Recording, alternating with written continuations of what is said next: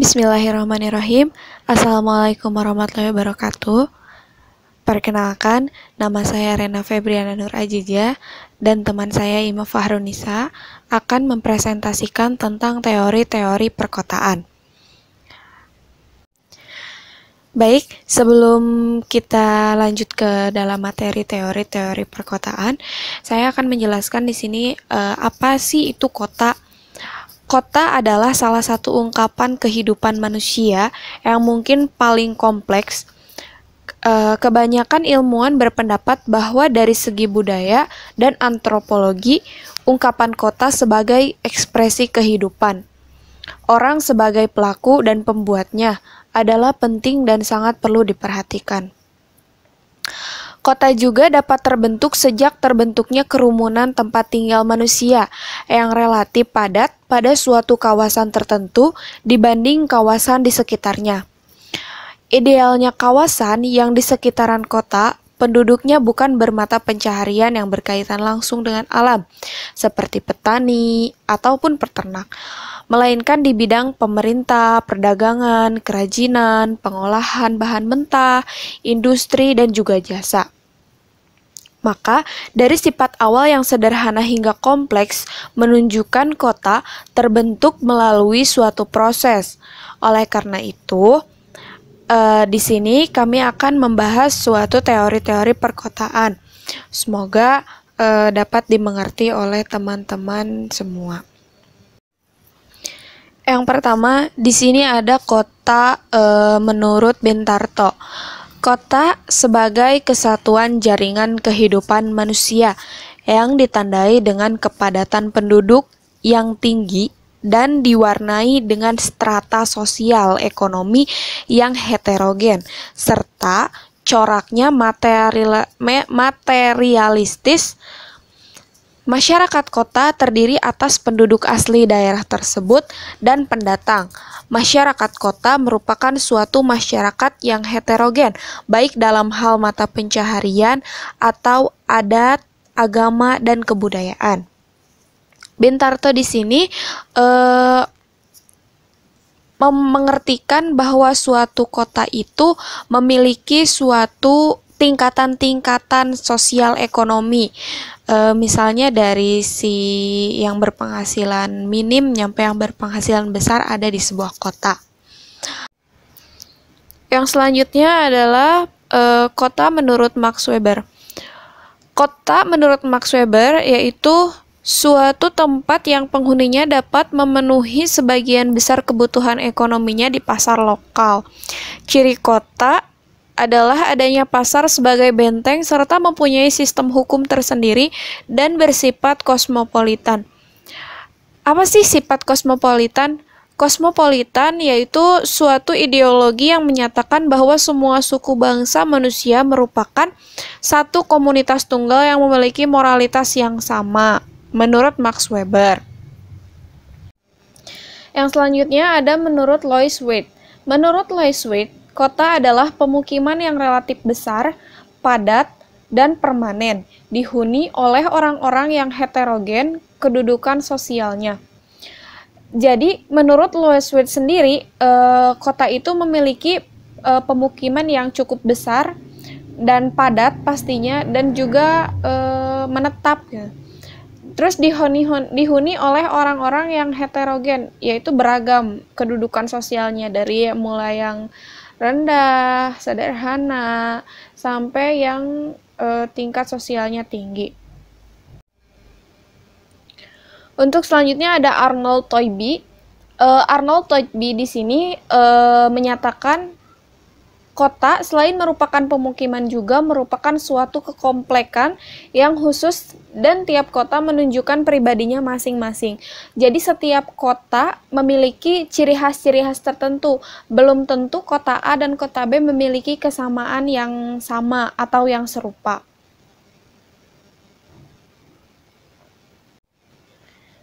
Yang selanjutnya ada menurut Grunfeld, kota adalah suatu pemukiman dengan kepadatan penduduk yang lebih tinggi daripada kepadatan penduduk nasional. struktur mata pencaharian non-agraris, dan sistem penggunaan tanah yang beraneka ragam, serta ditutupi oleh gedung-gedung tinggi yang lokasinya berdekatan. Tentu jelas ya, dapat dilihat dari contoh-contoh kota-kota besar yang ada di Indonesia memiliki struktur mata pencaharian kantoran, pabrik, dan lain sebagainya, serta penggunaan tanahnya juga lebih condong ke pembangunan-pembangunan.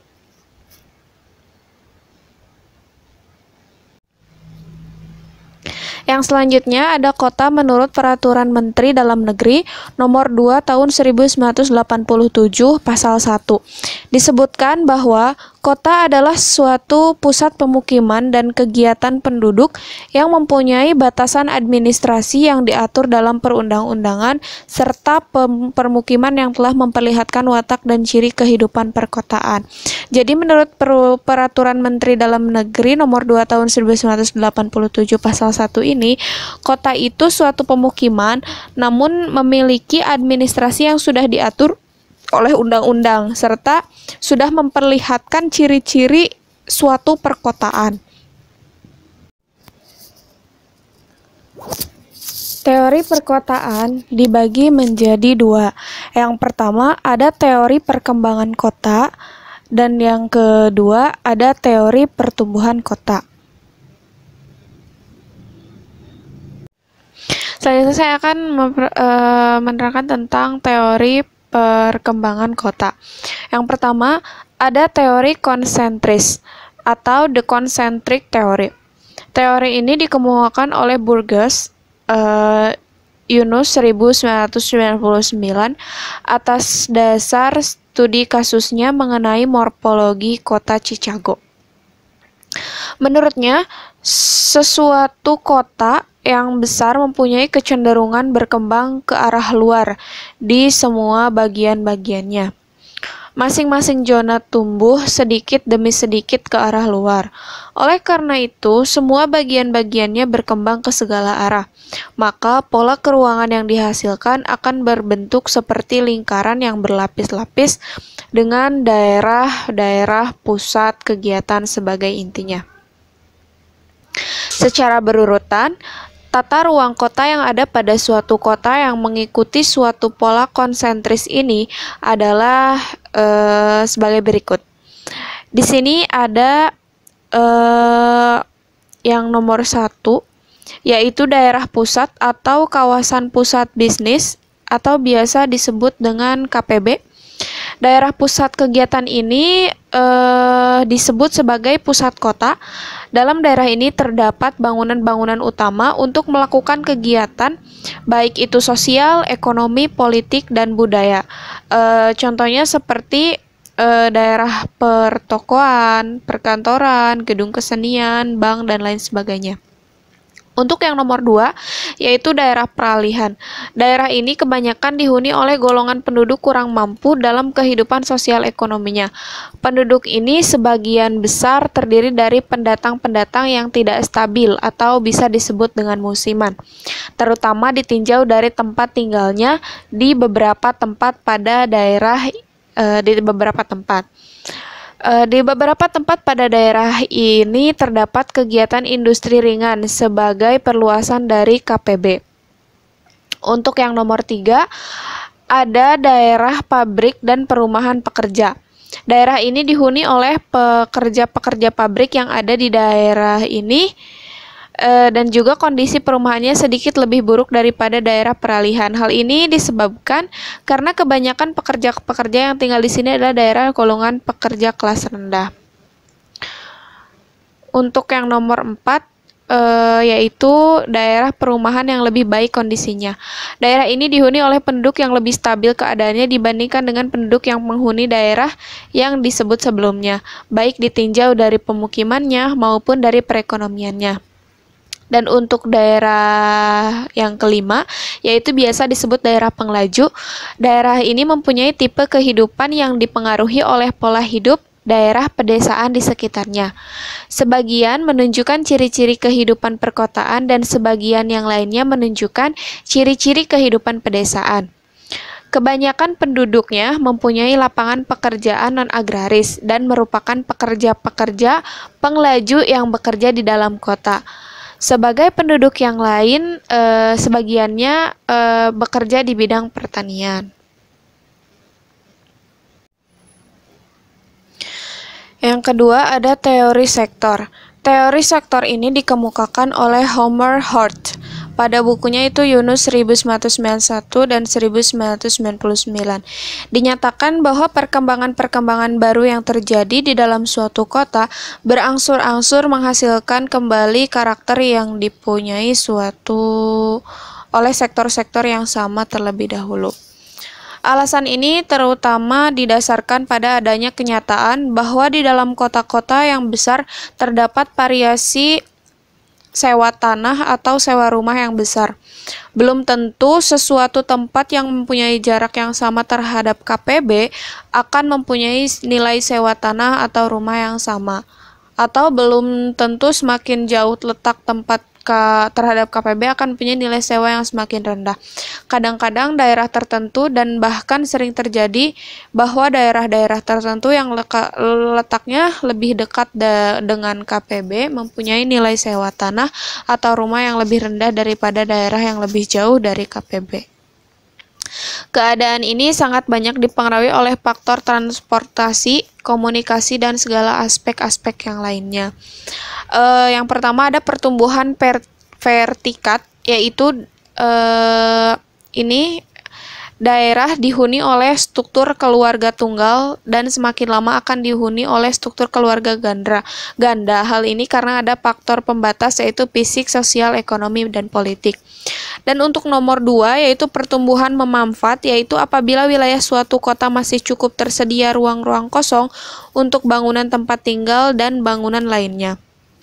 Untuk yang ketiga, yaitu pertumbuhan mendarat ke arah luar, yaitu biasanya terjadi karena adanya kekurangan ruang bagi tempat tinggal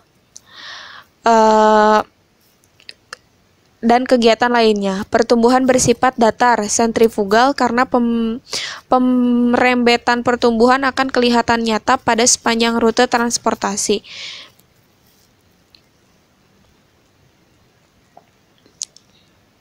Terus ada banyak lainnya dan sebagainya juga. Materi selanjutnya akan disampaikan oleh rekan saya yaitu Ima Fahrunisa. Assalamualaikum warahmatullahi wabarakatuh. Nama saya Ima Fahrunisa. Di sini saya akan melanjutkan presentasi dari teman saya yang selanjutnya yaitu teori inti ganda atau multiple nucleus theory. Jadi, pertumbuhan kota yang berawal dari suatu pusat menjadi bentuk yang kompleks. Bentuk yang kompleks ini disebabkan oleh munculnya nuklus-nuklus baru yang fungsi sebagai kutub pertumbuhan. Nuklus-nuklus baru akan berkembang sesuai dengan penggunaan lahannya yang fungsional dan membentuk struktur kota yang memiliki sel-sel pertumbuhan. Yang selanjutnya yaitu teori konsentral tipe Eropa. Di sini teori konsentral memiliki 6 zona. Yang pertama yaitu daerah pusat kegiatan atau DPK. Yang kedua yaitu daerah perdagangan atau industri. Yang ketiga yaitu sektor pemukiman kelas elit.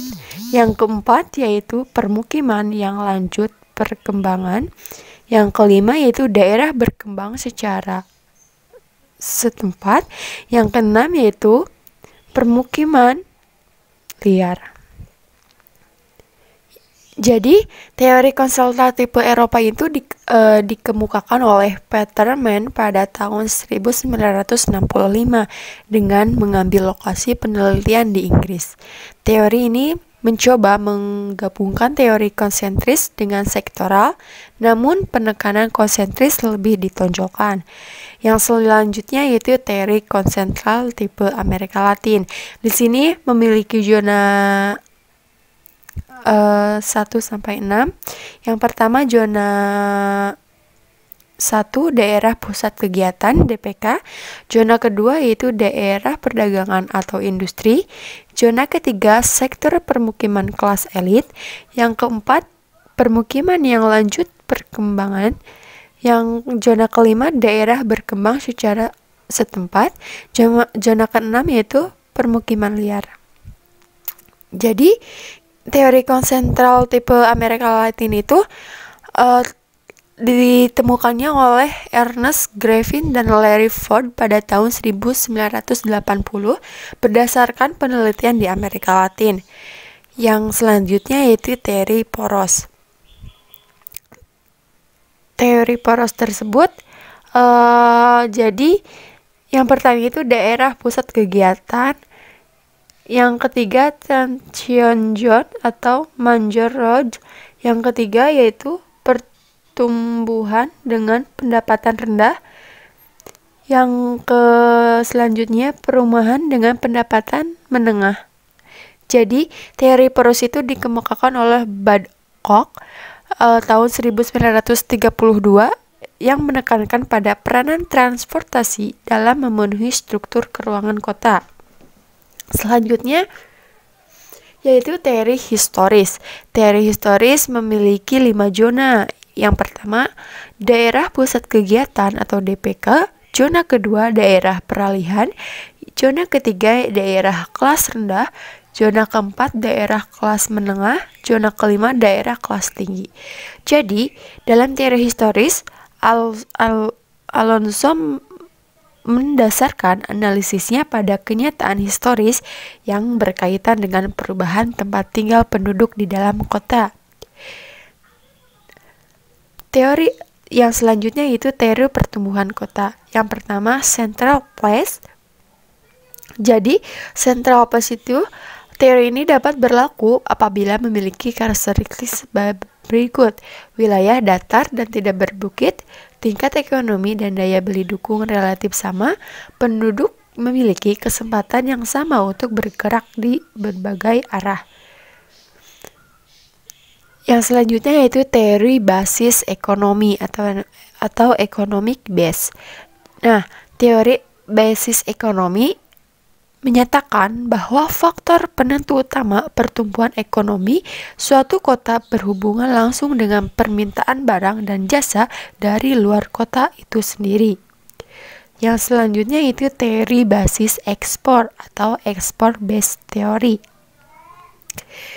Jadi, bentuk model pendapatan yang paling sederhana, teori ini menyederhanakan suatu sistem regional menjadi 2 bagian, yaitu daerah yang bersangkutan dan daerah-daerah lainnya.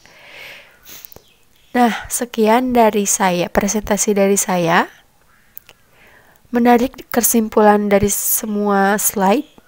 Jadi, kota adalah salah satu ungkapan kehidupan manusia yang mungkin paling kompleks.